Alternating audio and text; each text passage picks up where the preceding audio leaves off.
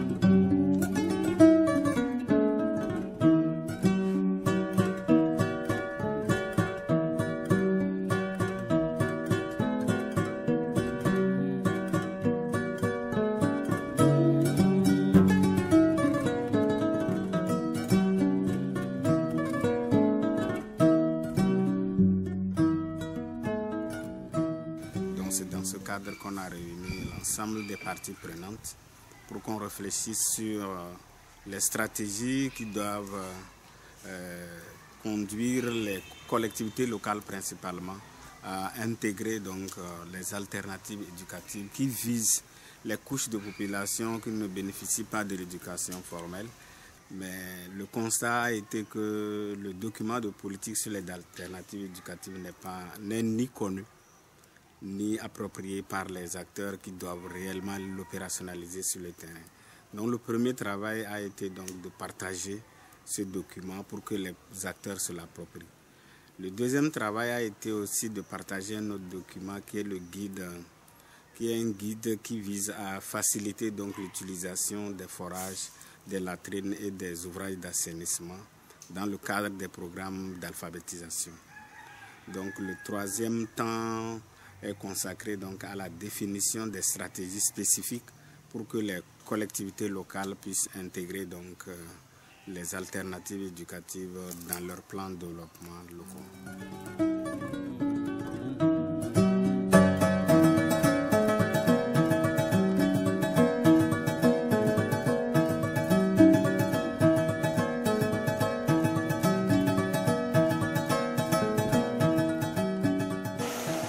Ensemble, la société civile, les cadres techniques, les secteurs généraux, ensemble, pour qu'on partage un cheminement qui nous permet d'aller vers la recherche de l'information, de la bonne information, qui nous permettrait d'aller vers l'influence des décideurs.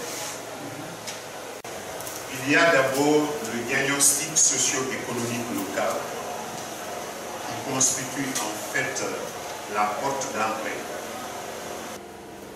Et ce diagnostic socio-économique local conduit naturellement à l'élaboration de ce qu'on appelle un plan de développement local. Et le plan de développement local, c'est une obligation qui est faite à toutes les collectivités locales par le Code des collectivités. C'est là où vous devez conseiller aux gouvernements locaux au moment du processus de prise de décision et au moment de la planification locale. Quand l'action ou les actions sont choisies, ça mérite qu'on ait un programme annuel d'investissement.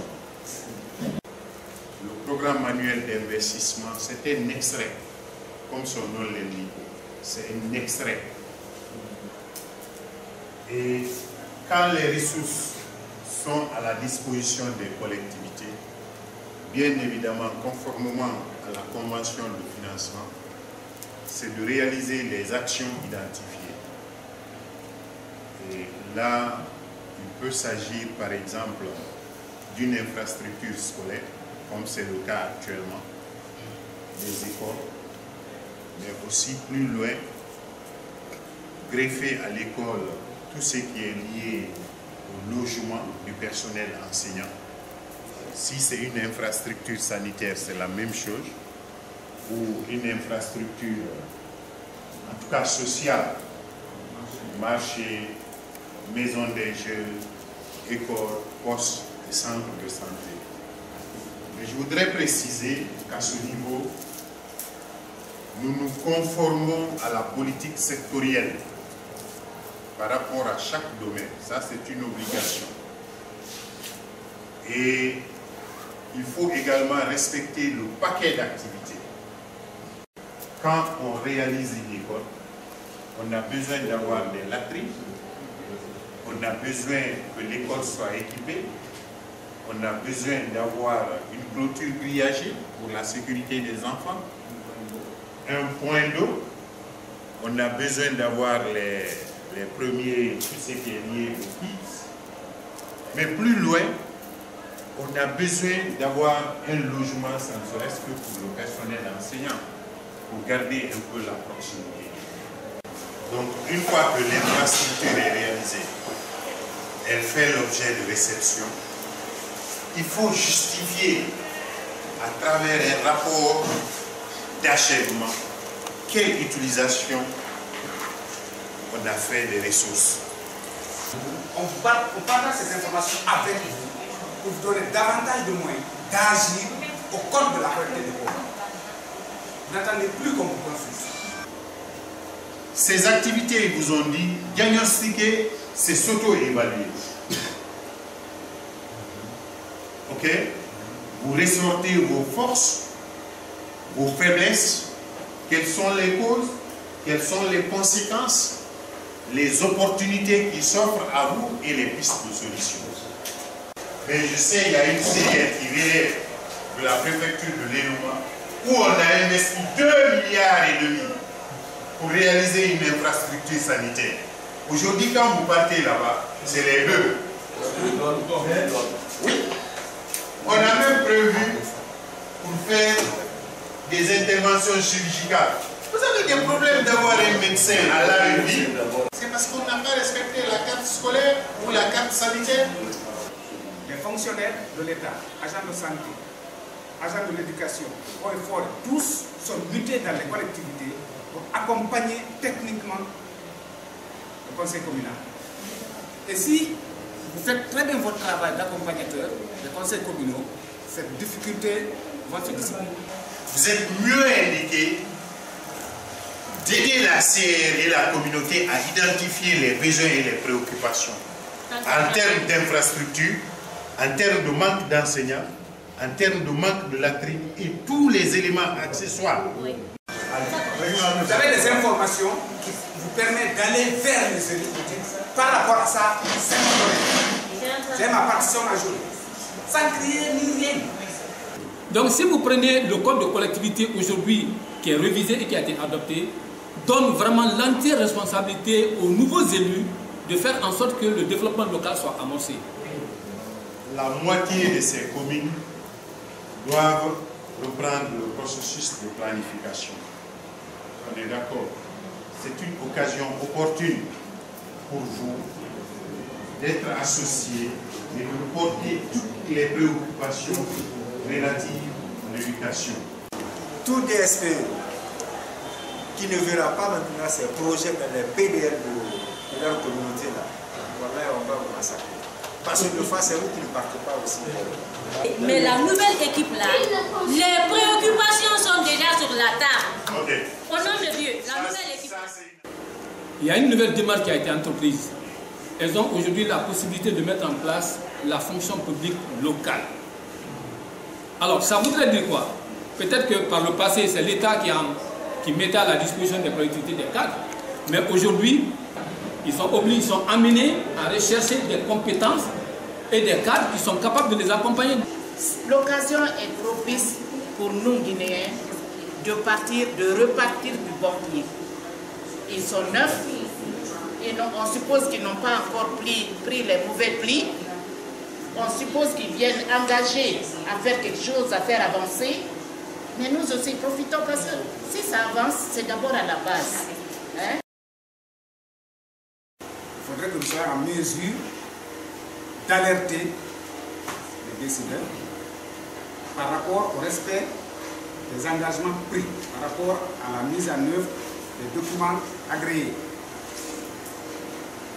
C'est le plaidoyer. On peut sensibiliser quelqu'un sur une action, comme on l'a dit tout de suite, pour le rendre sensible à la chose, réceptif à la chose. Mais cette personne peut ne pas avoir la solution à ce problème. Tandis que le plaidoyer, on s'adresse au lieu de pouvoir à celui qui est censé trouver la solution au problème posé. On peut faire du plaidoyer pour amener le changement, c'est-à-dire amener à prendre une décision, ou on peut faire du plaidoyer pour la mise en œuvre d'une action, d'une décision qui est déjà prise. Tout ce que je viens de dire là en 3 petites questions. C'est quoi? Sur quoi vous voulez travailler? C'est qui? Qui est-ce qu'il faut d'abord mobiliser? Parce qu'il y a ça. Et qui il faut voir? Qui peut prendre la décision souhaitée? Et ensuite, comment? Quelle démarche vous allez suivre pour que votre plaidoyer réussisse? Depuis hier, on fait un plaidoyer qui ne dit pas son nom pour que chaque acteur prenne en charge sa feuille de route pour accompagner les élus pour le développement local. Très important. Et ce qui fait qu'on est multi-professionnel dans la salle. Si on veut faire du plaidoyer dans l'éducation, si on ne s'associe pas avec les enseignants, est-ce qu'on aura les informations Donc il faut passer par ceux dont c'est le travail, qui ont l'expertise dans ce domaine-là. Dans les grandes lignes, on va aller vers les acteurs ciblés et on va essayer de les écouter, voir ensemble s'ils sont suffisamment informés sur leurs droits, en tout cas l'accès aux fonds destinés à l'éducation, selon qu'ils soient APAE ou école ou directeur d'école ou l'administration de l'école et les autorités, pour essayer de trouver, de justifier le besoin d'avoir des professeurs. On n'a pas réussi entièrement parce que tout n'a pas été, il n'y a pas eu, tous les postes n'ont pas été servis, mais on a réussi quand même à en avoir. On a demandé aux responsables de ces 4 localités de formuler des recommandations pour l'amélioration de l'éducation dans leur localité. Et au deuxième niveau, on a demandé aux fêtières aussi de formuler des recommandations pour la prise en compte de l'éducation au niveau macro. Ce qui a facilité l'élaboration du document de plaidoyer que nous avons essayé de porter au niveau des secrétaires généraux des ministères en charge de l'éducation. Le thème, c'était faire le plaidoyer auprès des élus locaux pour les amener à inscrire dans leur plan d'action, dans leur PDL, mais aussi, si c'est inscrit dans le PDL, mais à mettre à la disposition des écoles pour l'appui de ces écoles pour leur développement. Donc c'est ce plaidoyer-là que nous avons eu à faire. Donc, les grandes étapes, il y a d'abord l'étape conception, n'est-ce pas? Conception, c'est-à-dire les enquêtes. Ensuite, programmer. Comment vous allez faire la mise en œuvre concrètement sur le terrain? Vous avez l'application de votre programme qui est là. C'est ça la mise en œuvre. Et à la fin, forcément, il faut évaluer. Voir est-ce qu'effectivement votre plaidoyer a porté fruit. Et un mot important, c'est adapter. Donc ça veut dire qu'à chaque fois qu'on fait des recommandations, le document de plaidoyer, il peut être revu jusqu'à la dernière minute. À chaque fois, il faut le mettre tout le temps à jour. Les 4 collectivités, chaque collectivité va dans un groupe. Un groupe pour la collectivité Ouassou, un groupe Wondouba, un groupe Koba et un autre groupe pour Dabis. Les 4 ONG, chaque représentant des ONG va dans un groupe. La question c'est d'identifier la cible, le support et le relais d'influence pour la mise en œuvre d'une recommandation.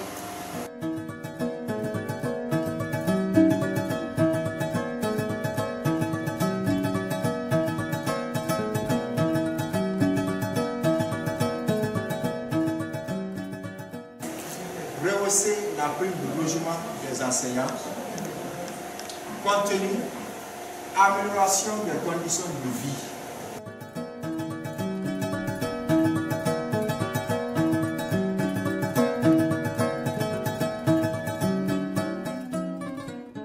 Il faut aller avec des chiffres, n'est-ce pas, qui prouvent, qui parlent.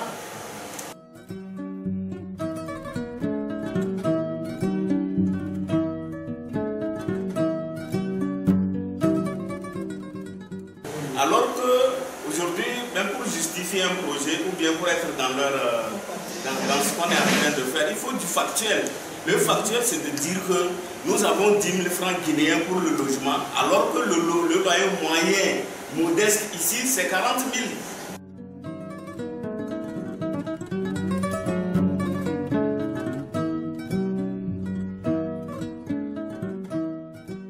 Objectif.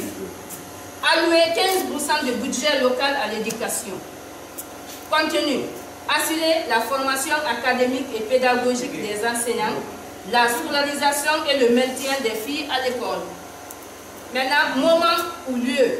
Session communale. Porte-parole. Coordination sous-préfectorale des APAE.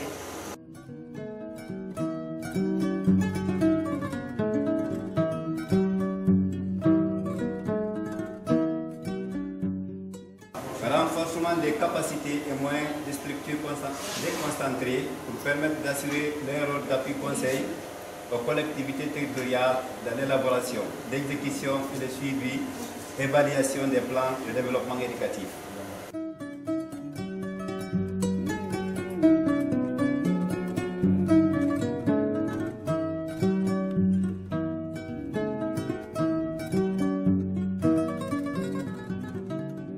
L'objectif, c'est de doter les collectivités de compétences à leur permettre de faire le pilotage du système éducatif. Le contenu, permettre un développement harmonieux et équilibré de la communauté pour la prise en charge des problèmes éducatifs.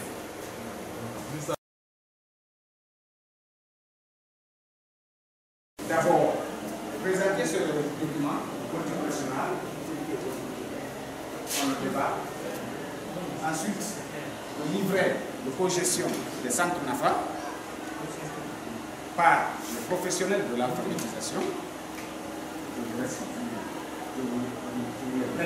Voilà. Ce n'est pas récité, je vous le répète. Enfin, nous présentons le guide sur la gestion des points d'eau et des latrines.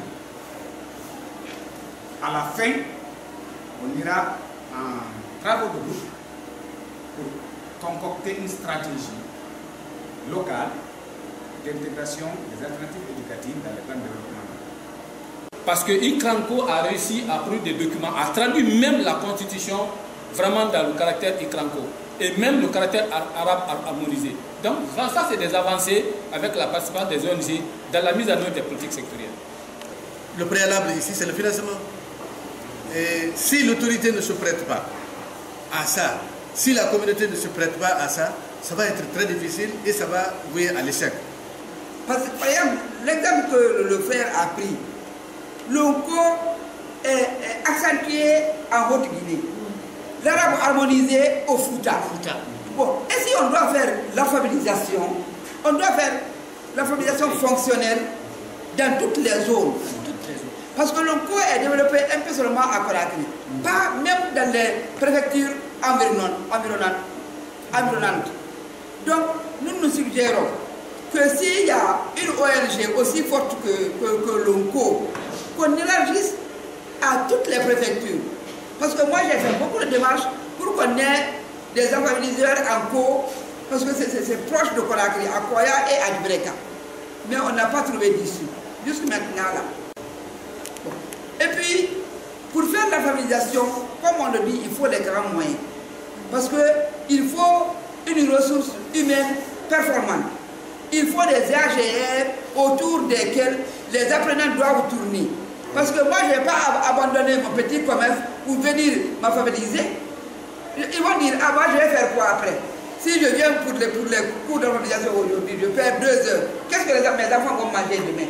Alors que si, en créant un centre d'organisation, on implante une activité génératrice de revenus, je crois que ça nous permettra vraiment de maintenir nos apprenants autour des centres, parce qu'il y aura une activité génératrice de revenus. La troisième réforme a donné naissance au nouvel alphabet national issu du phonétique international, c'était en 90. Ce nouvel alphabet national, mes amis, jusqu'à nos jours, reste méconnu par 95% des cadres de la République de Guinée. Ça, c'est l'une des grandes causes de l'échec de beaucoup de projets. Et si les animateurs ne sont pas bien formés, comment les centres vont fonctionner? Parce que c'est un partenariat tripartite. L'État, la communauté, les partenaires. Si chacun prend en charge son domaine, je crois que ça va décoller. Ou aussi élargir le volet, que les centres d'enfants ne soient pas seulement à la charge de l'État ou des partenaires. Il faudrait bien que les communautés, comme à partir maintenant des ressources minières, ils ont un éventail de ressources, qu'ils prennent en charge les centres d'enfants. Donc c'est ce que nous suggérons à l'ONG, c'est de programmer la vulgarisation de ce document-là et l'explication jusqu'à la base dans les communautés bénéficiaires. C'est la prise en charge des enfants qui n'ont pas eu la chance d'aller à l'école ou d'escolariser, surtout les jeunes filles. Par exemple, les jeunes filles peuvent aller jusqu'en 3e année, 4e année par manque de soutien, ou elles peuvent avoir des grossesses non désirées, elles abandonnent l'école, ou pour faire le redoublement. Si tu es avec ton jeune frère, tu redoubles une classe, ton jeune frère vient te trouver ici, les femmes, les filles surtout, elles peuvent abandonner. Ou on peut les amadouer, elles tombent en grossesse. Elles ne peuvent pas concilier l'allaitement, l'entretien d'un enfant et l'école. C'est très contraignant, donc ils abandonnent l'école. C'est pourquoi l'État a pensé à créer les centres NAFA pour prendre en charge ces couches vulnérables-là. Et la finalité? La finalité, vous savez, à l'entrée en 7e, il n'y a pas de candidature libre, sauf pour les apprenants des centres NAFA.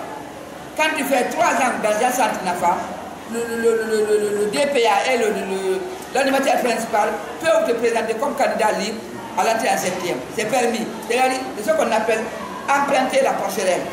Vous avez vu sur la couverture du livret de comité de gestion, c'est l'une de mes apprenantes. Alors là, elle a fini le cursus. Elle est à son propre compte, la fille, la Mariam So.